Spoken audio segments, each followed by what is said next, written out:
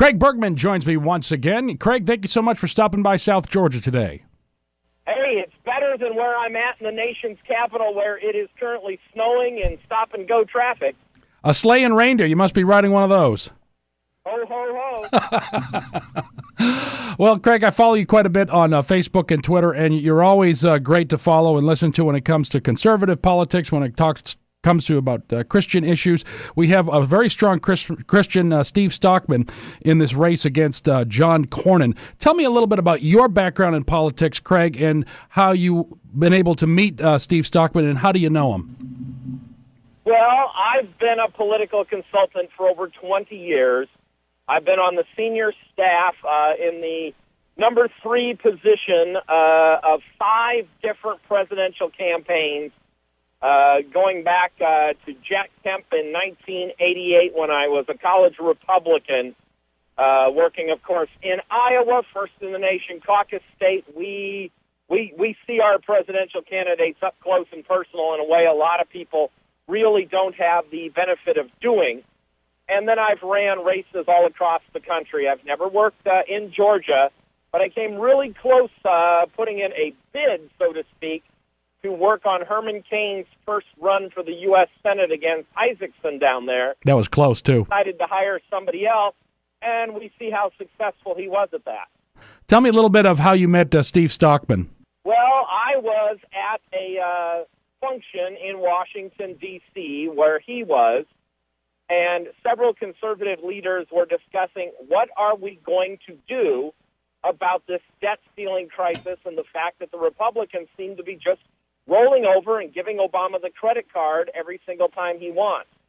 And there were probably 300 of the who's who in the Christian and conservative, economically, politically, socially world at this particular conference.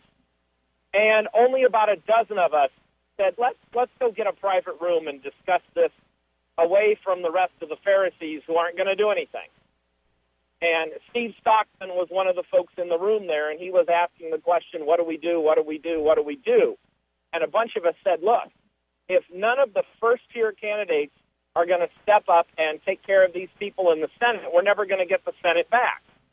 And Steve Stockman decided to be one of those people to step forward and put his name and his election, which was almost certain in the House of Representatives. It is a 97% incumbency re-election in the U.S. House. And unless you are challenged from the right by someone in a primary in the U.S. Senate, it's also 97%. And he really is stepping out in faith. I mean, we're looking at, March being the primary date here, just around the corner. Oh, it's just early voting has already started. There's votes in the can. And the latest polling continues to show that the traitor senator, John Cornyn, is below 50%. And historically speaking, anytime an incumbent is below 50%, they lose.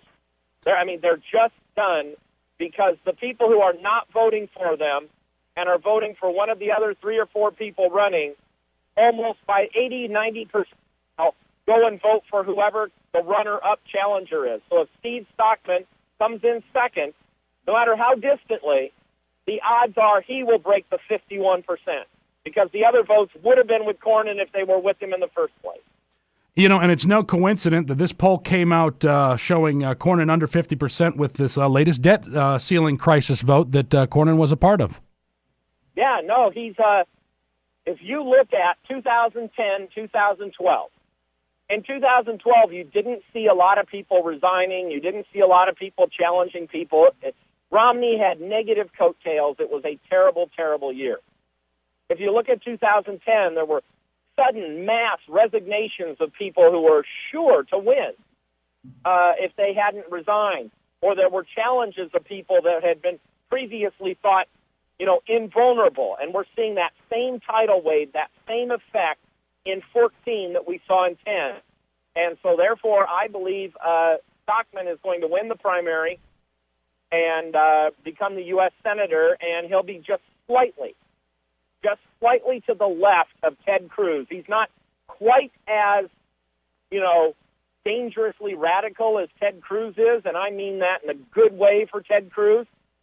but he's also more of a moral conservative with a moral base than Ted Cruz, who's strictly an economic guy. What are some of the biggest challenges do you see for Steve Stockman for this race? You see the media coming out against him along with the establishment Republicans like you've never seen it before. How is he answering to these attacks, and what does Steve Stockman have to work on as we get closer to this primary date? Almost nothing, actually.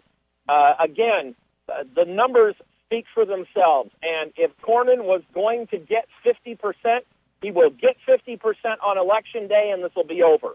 If he doesn't, which of those people who didn't like him, don't vote for him, didn't want him, are going to change their mind and say, oh, let's go back to the way things were? Almost none, virtually none.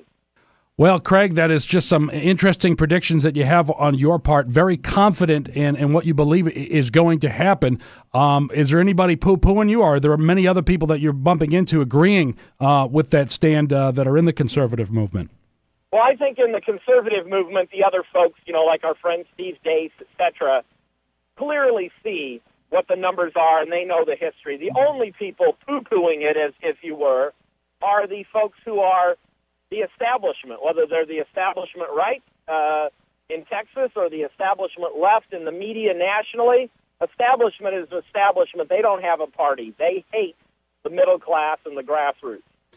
Before I let you go here, Craig, your movie Unfair, Exposing the IRS, I understand we're getting closer and closer to a date where we'll be able to see it.